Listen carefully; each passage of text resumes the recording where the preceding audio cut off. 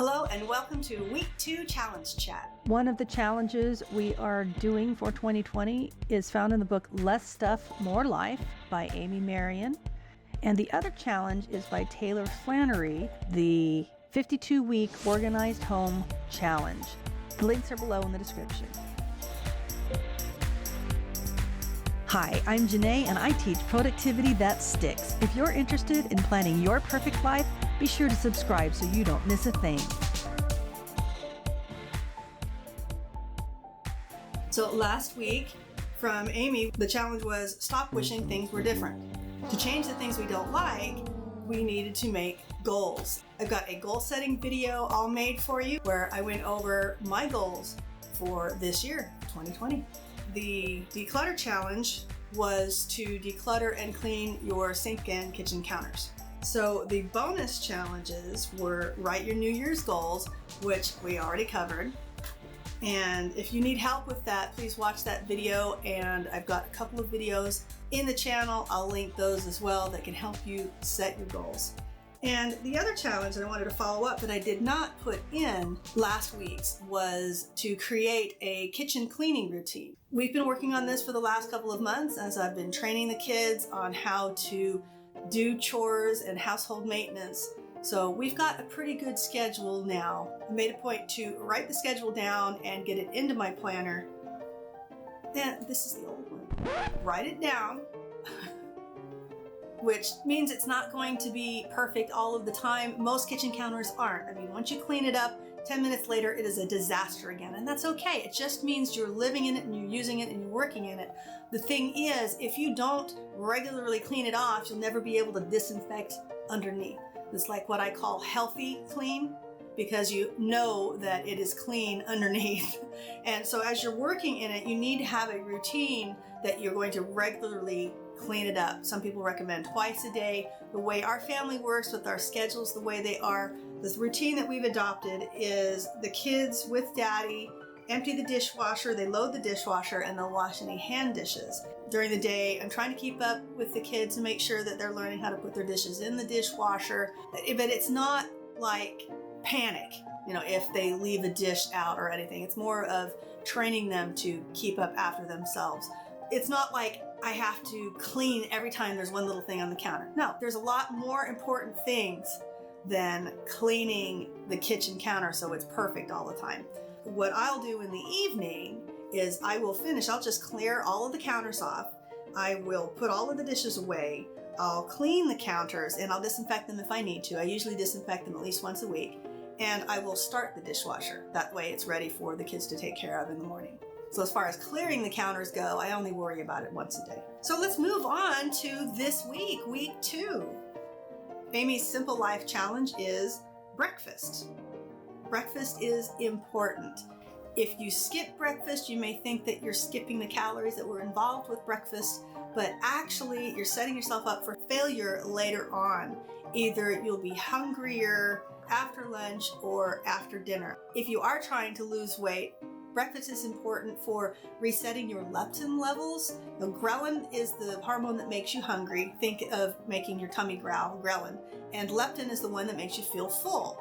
Leptin can be disrupted if you're skipping breakfast. If you're intermittent fasting, if you're having like bulletproof hot chocolate or bulletproof coffee, it's important to get that within an hour of getting up. And unlike a regular fast, you won't be really grumpy because you're going without food. I don't know if that made sense or not, but the important thing is that you're eating breakfast within an hour because it regulates your metabolism and it makes you where you are not grumpy and you are not quite so hungry for snacks later in the day. In a nutshell. So the declutter challenge for week 2 is also the kitchen. But this week we are taking care of the cabinets and drawers. Bonus mission is create a coffee or tea station, or in my case, a drink station. This is great because when I'm making my bulletproof hot chocolate breakfast in the morning, it's all right there in one place and it's quick and done. I can do it within 5 minutes. Okay, the individual challenges are declutter the silverware drawer,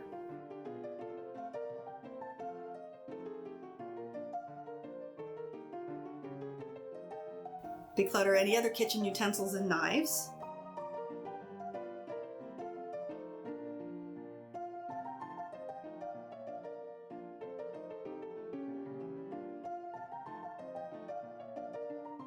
Declutter and organize the kitchen junk drawer. We don't really have one. I think there's one that may have some things in it, but I try not to keep a junk drawer. But I promise I will go through and take a look at what drawers I do have. Declutter foil, kitchen wrap, and plastic bags. Did you find a toy?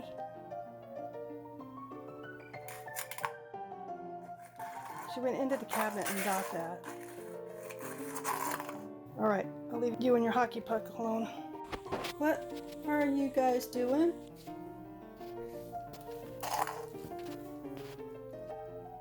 There's somebody else in there. Fluffy, get out of there. Indy, come on. I saw Easter already made off with a toy. Come on out.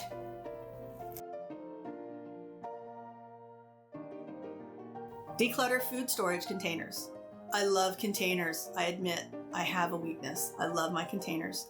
And since I have done this recently, I'm not sure I have any I need to declutter, but I may have some that are in the wrong cabinets and whatnot, so I will try to sort through those. Declutter and organize under the kitchen sink. I don't think I did this when I went through my decluttering in my kitchen, so this is going to be a little bit more of a project. It's really important to have under the sink decluttered. That way you can tell right away if there's a leak.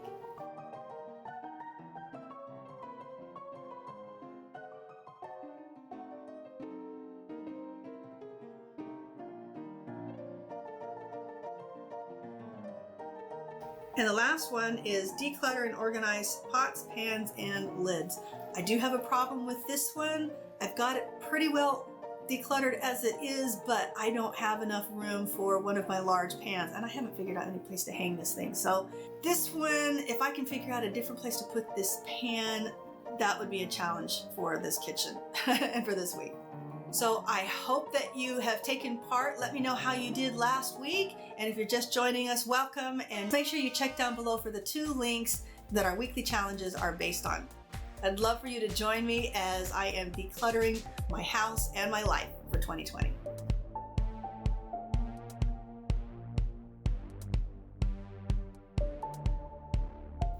So let's do a really